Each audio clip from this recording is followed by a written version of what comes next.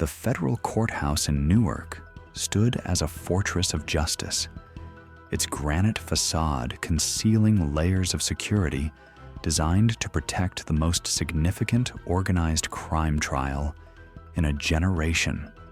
Inside, prosecutors prepared to present evidence against the leadership of a criminal organization that had controlled labor unions, construction contracts, and illegal gambling operations across the Northeast for 3 decades. The case rested on testimony from 8 cooperating witnesses, former members of the organization who had agreed to testify in exchange for reduced sentences and placement in witness protection. 4 of those witnesses would never make it to the stand. The first murder occurred on a Tuesday evening in suburban Baltimore. The witness, a former enforcer who had agreed to detail the organization's violence and intimidation tactics, was walking to his car after dinner at a restaurant near his safe house. The U.S.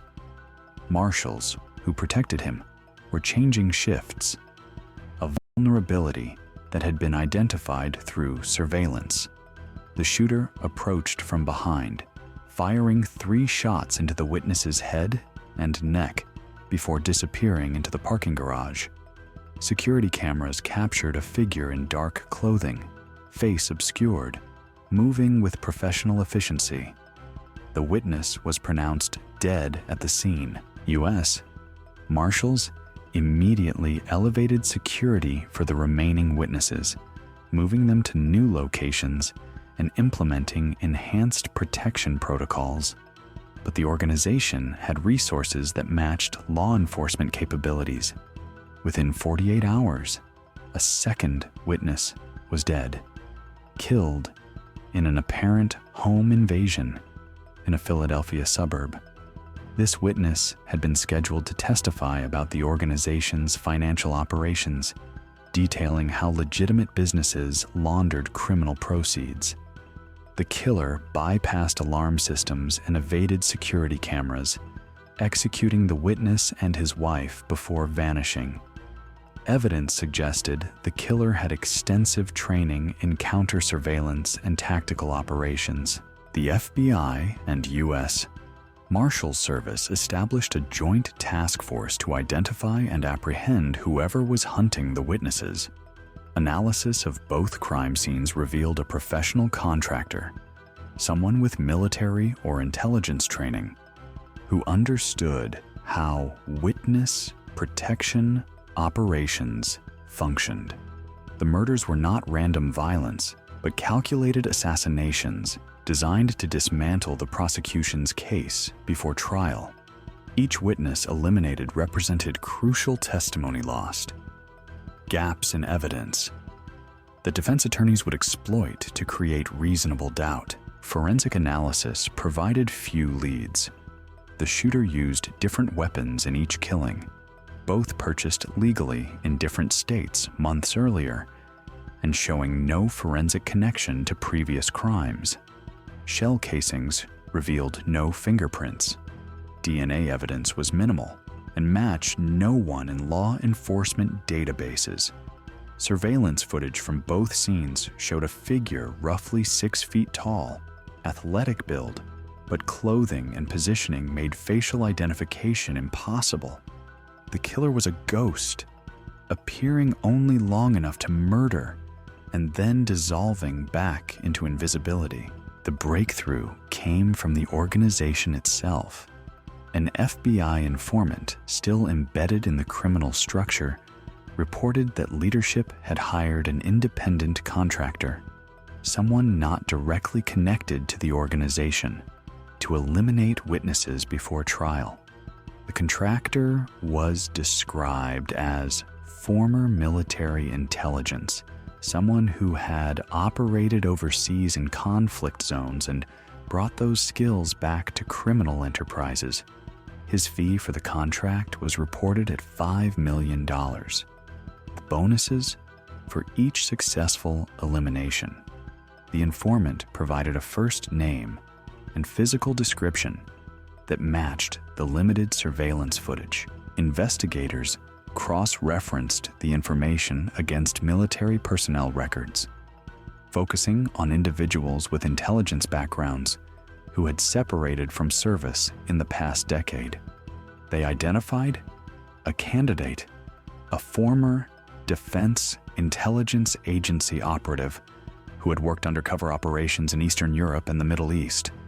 His official record showed honorable discharge after 15 years of service, but classified addenda revealed troubling patterns. He had been investigated for unauthorized killings during operations, charges that were ultimately dropped for lack of evidence. After leaving service, he disappeared from government tracking, emerging occasionally in connection with unsolved murders that bore his tactical signature. The Marshals task force now had a target. His photograph was distributed to every law enforcement agency in the region, with explicit warnings about his training and capabilities. But he remained elusive, operating from unknown locations and appearing only when executing contracts. Financial tracking proved impossible because he dealt exclusively in cryptocurrency and cash, leaving no traditional paper trail. Phone records were non-existent. He communicated through encrypted channels and burner devices that were discarded after single uses. While investigators hunted the contractor, they implemented extraordinary measures to protect the remaining 6 witnesses. Each was moved to new locations, chosen randomly from a national database. Their movements coordinated through encrypted communications that changed protocols hourly. Marshals assigned to protection details operated under strict operational security, with even supervisors unaware of exact locations. The goal was to create informational compartmentalization that would prevent the contractor from identifying targets, even if he penetrated law enforcement communications. The strategy succeeded for 3 weeks. No additional witnesses were killed. Prosecutors prepared to proceed with trial using the surviving witnesses and documentary evidence, arguing that even without complete testimony, the case remained viable. Then, intelligence intercepts revealed the contractor was still active, conducting surveillance and probing security measures. He had not given up the contract, but was adapting to enhanced protection, searching for vulnerabilities that could be exploited. The third murder occurred in a Midwest location that prosecutors had considered maximally secure. The witness, a former accountant who managed the organization's financial records, was being held in a federal facility normally used for high-value terrorism suspects. Security included armed guards, biometric access controls, and comprehensive surveillance. The contractor somehow identified the location, penetrated the perimeter at night, and executed the witness in his cell before escaping. The audacity of the breach shocked investigators and demonstrated that conventional security measures were insufficient against this particular threat. Analysis of the facility. Penetration revealed sophisticated intelligence gathering. The contractor had identified patterns in guard rotations, located blind spots in camera coverage, and exploited a maintenance access point that security planners had considered too obscure to guard heavily. He had studied the facility for weeks, possibly months, building comprehensive understanding before attempting entry. His escape route was equally well planned, using terrain features and timing to avoid pursuit until he was miles away from the facility. The Marshals task force realized they were facing an adversary whose capabilities exceeded normal criminal threats. This was someone who thought like law enforcement, anticipated security measures, and adapted faster than protection protocols could be updated. Standard witness protection procedures were designed for typical organized crime threats, not intelligence-trained contractors who could penetrate facilities considered impenetrable. A new approach was required, one that acknowledged the contractor's sophistication and used it against him. The strategy shift focused on deception and misdirection. Instead of simply hiding the remaining witnesses, Marshals created false information, suggesting witnesses were being held at specific locations. These locations were actually surveillance traps, monitored by tactical teams prepared to engage the contractor if he attempted penetration.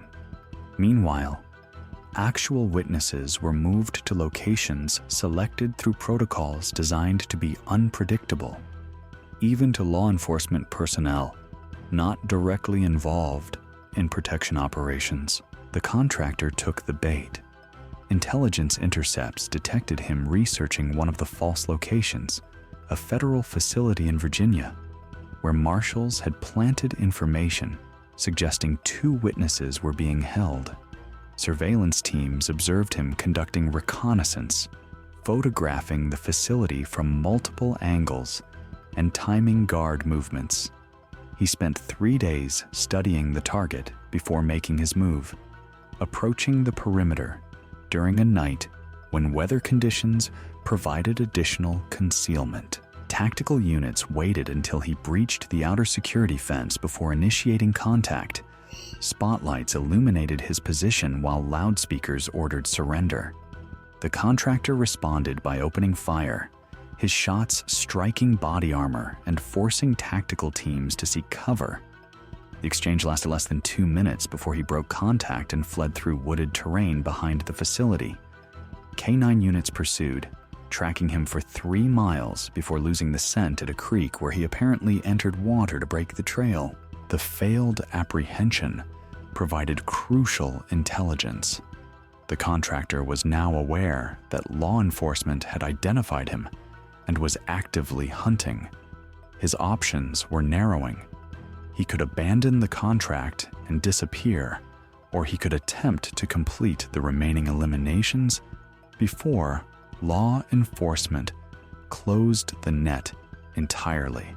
Psychological profiles suggested he would continue. The contract represented both financial incentive and professional reputation. Failure would damage his standing in criminal networks, potentially ending his career as a contractor. Intelligence analysts studied his pattern, looking for predictable elements that could be exploited. Each previous murder had been preceded by extensive surveillance lasting weeks. He gathered intelligence methodically, building comprehensive understanding before acting. This thoroughness was simultaneously his strength and potential weakness. If marshals could identify him during the surveillance phase, they could interdict before he reached the execution phase. The strategy required making witnesses visible in controlled ways. Marshals staged apparent security lapses, creating opportunities for surveillance that were actually designed to draw the contractor into observation positions where he could be identified and tracked. Court appearances were announced publicly, suggesting witnesses would be transported to the courthouse for procedural hearings. These announcements were false, but they served to activate the contractor's reconnaissance activities. The approach worked. Surveillance teams identified a vehicle near the courthouse containing photographic equipment and encrypted communication devices. The occupant matched the contractor's description, though he had altered his appearance with facial hair and colored contact lenses.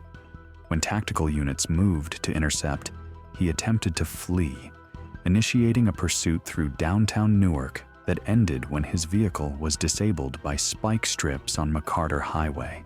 The contractor emerged from the vehicle with hands raised, surrendering without further resistance. He carried false identification and refused to answer questions, invoking his right to legal counsel.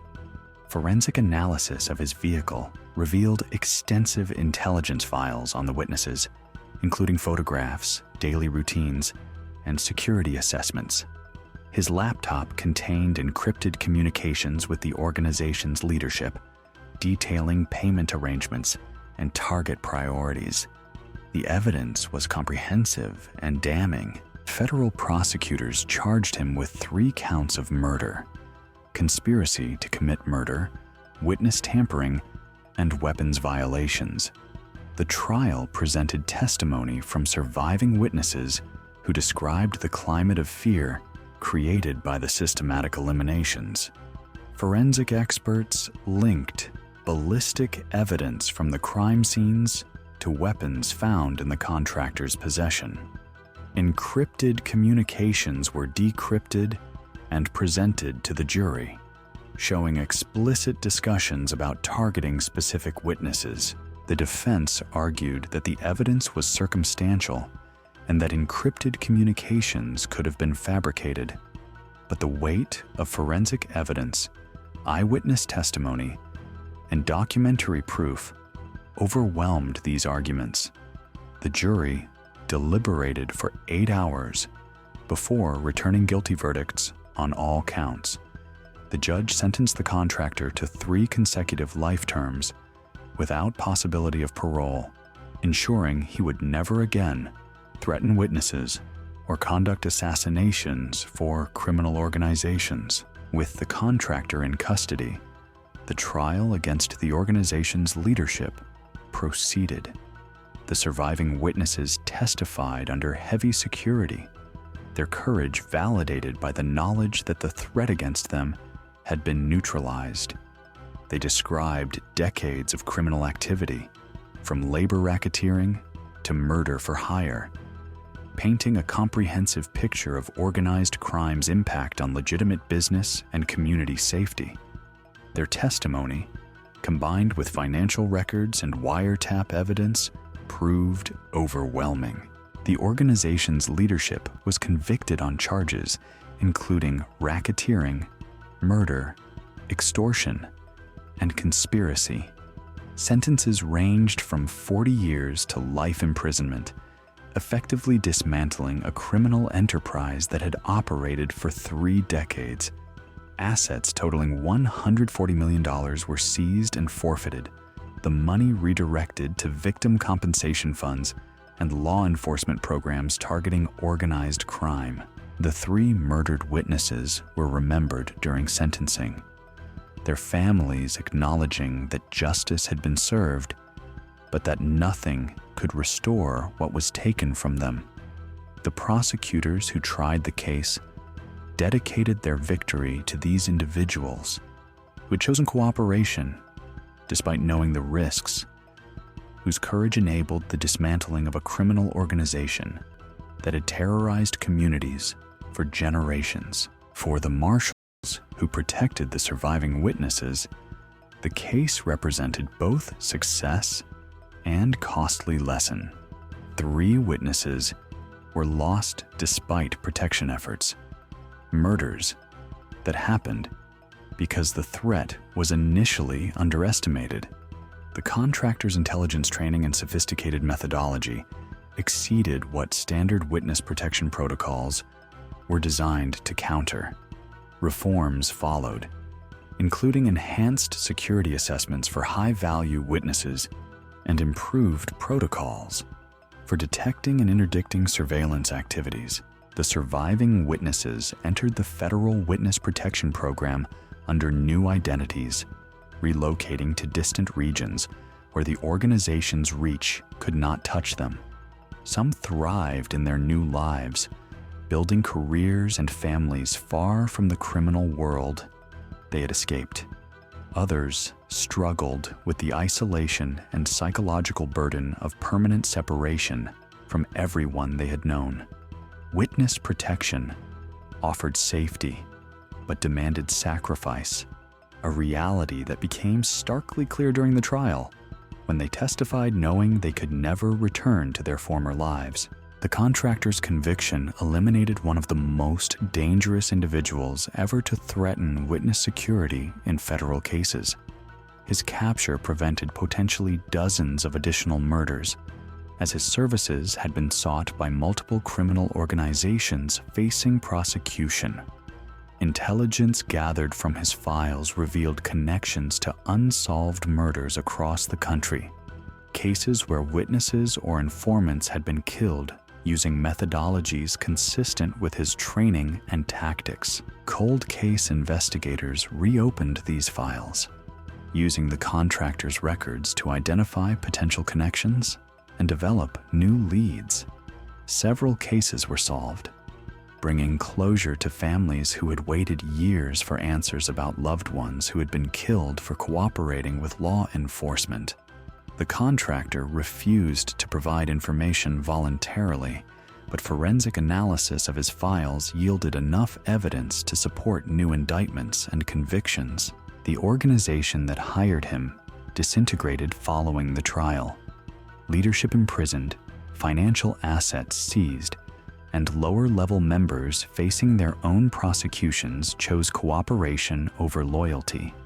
The structure that had controlled labor unions and construction contracts across the Northeast collapsed, creating opportunities for legitimate businesses to reclaim industries that had been corrupted for decades.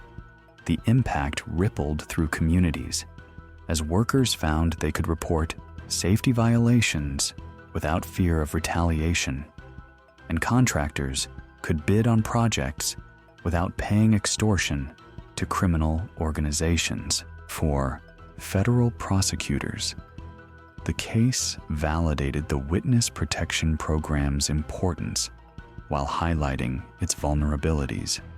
The program succeeds because most threats lack the resources and sophistication to penetrate its security. But when criminal organizations employ intelligence-trained contractors willing to spend months preparing assassinations, even robust security measures can be defeated. The solution required constant evolution, updating protocols to match emerging threats and ensuring protection stayed ahead of the methodologies used by those who would silence witnesses. The contractor sits in a supermax facility, isolated in conditions designed for the most dangerous federal prisoners. His intelligence training and capability to escape or communicate make him a permanent security concern. He has filed numerous appeals, all denied by courts that found no error in his conviction and no grounds for reducing his sentence. He murdered 3 people to prevent them from testifying, and the justice system responded with sentences ensuring he would never walk free. The case became a training example in law enforcement academies, studied for both its successes and failures. The murders that occurred before the contractor was identified demonstrated the importance of recognizing sophisticated threats early. The successful apprehension showed how intelligence analysis, combined with tactical patience, could overcome even highly trained adversaries. The balance between these lessons shapes how modern witness protection operations approach security planning. Years after the trial, some of the surviving witnesses gathered for a memorial service honoring those who were murdered. They spoke about resilience, about the choice to testify despite fear, about honoring the memories of those who paid the ultimate price for cooperation. The contractor's name was not mentioned. This moment belonged to the witnesses, to their courage, to their commitment to justice, even when it demanded everything from them. The families of the murdered witnesses attended. Their grief softened slightly by time, but never fully healed. They met the survivors, whose testimony helped convict the organization, forming connections based on shared trauma and shared purpose. These relationships, born from tragedy, provided support networks that helped everyone involved process what they had endured and find meaning in the outcome. The U.S. Marshals who led the investigation attended the memorial, standing quietly alongside the families and survivors. They had pursued the contractor across multiple states, analyzed his methods, anticipated his moves, and ultimately brought him to justice. But they also carried the weight of the 3 witnesses who died before security could be enhanced sufficiently. Law enforcement victories often come with costs, and this case's cost was measured in lives that could not be saved. The investigation's success rested on coordination between federal agencies, sharing intelligence and resources in ways that overcame jurisdictional barriers and bureaucratic hesitation. FBI analysts identified the contractor. Marshals developed protection strategies. Local law enforcement provided surveillance and tactical support. The integration of these capabilities created a whole greater than its parts, a coordinated response that matched the sophistication of the threat. For the organization's remaining members who avoided prosecution, life became precarious. The contractor's capture revealed extensive intelligence about criminal operations, information that spawned additional investigations. Associates were arrested on charges ranging from money laundering to murder conspiracy. The network that once operated with impunity found itself under constant surveillance, its communications monitored, and its financial transactions scrutinized. Some members fled the country, seeking refuge in jurisdictions without extradition treaties. But the reach of American law enforcement extended globally, and cooperation with international partners meant that even foreign havens offered only temporary respite. Arrests occurred in Europe, Latin America, and Asia, as fugitives were located and returned to face charges. The message was clear. Participation in organized crime carried consequences that pursued offenders across borders and through decades. The contractor's trial included testimony from intelligence community personnel who described his training and capabilities in classified sessions, closed to public observation. These witnesses explained how intelligence skills designed for national security operations could be weaponized by individuals who rejected legal constraints. The testimony provided context for understanding how someone trained to protect American interests became a threat to those interests, using government-provided skills to murder citizens who cooperated with law enforcement. Psychological experts testified about the contractor's personality profile, describing narcissistic traits and antisocial tendencies that enabled him to kill without remorse. He viewed assassinations as professional tasks, applying technical expertise without emotional engagement with victims' humanity. This compartmentalization, useful in military operations against enemy combatants, became monstrous when applied to American citizens whose only crime was choosing to testify truthfully. The judge, in imposing sentence, noted that the defendant had betrayed every value his military service was meant to protect. He had used training provided at taxpayer expense to murder people, exercising their constitutional right to participate in the justice system. The sentences reflected both punishment for crimes committed and protection of society from someone who demonstrated he would kill whenever paid sufficiently. In the decade following his conviction, the contractor's files continued yielding investigative leads. Cold case detectives solved murders, drug enforcement agents identified trafficking networks, and financial crimes investigators traced money laundering operations. The intelligence he had accumulated during his criminal career, once used to facilitate murders, now served to bring justice to victims and dismantle criminal enterprises. The The surviving witnesses rebuilt their lives with varying degrees of success. Some found peace in their new identities, grateful for safety, even if it required separation from past connections. Others struggled with isolation and the psychological burden of permanent concealment. Witness protection offers survival, but demands sacrifice.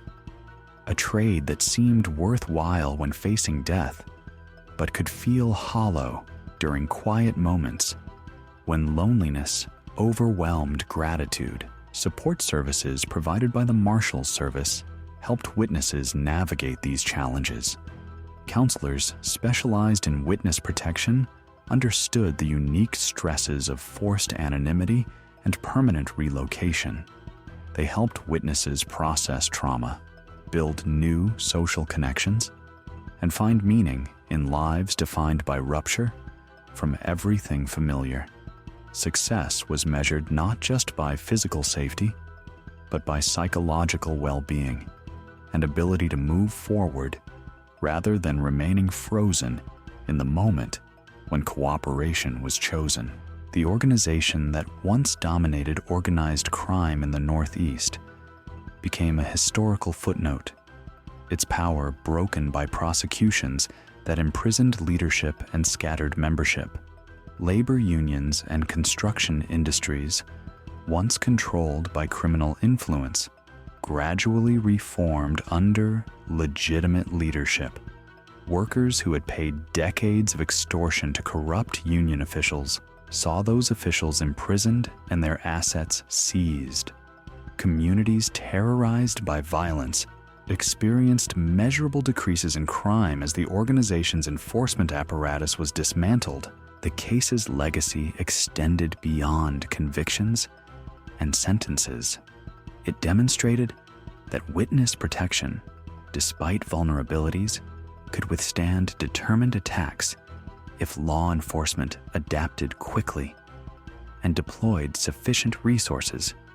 It showed that even intelligence-trained contractors could be defeated through superior coordination and tactical patience, and it validated the courage of witnesses who chose cooperation, knowing the risks, trusting that the justice system would protect them and use their testimony to dismantle criminal enterprises. For the contractor, life in supermax isolation means 23 hours daily in a small cell, 1 hour in a slightly larger cage for exercise, and virtually no human contact beyond guards who communicate through food slots.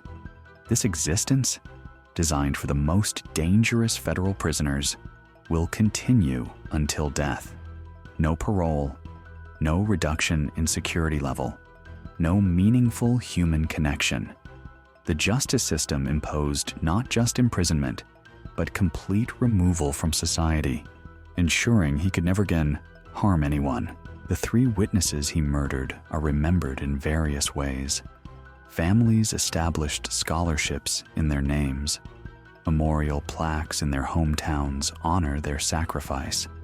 And most significantly, the criminal organization they testified against no longer exists. Dismantled through prosecutions, their courage made possible, their deaths were not in vain, though their families would trade any victory for having them back alive.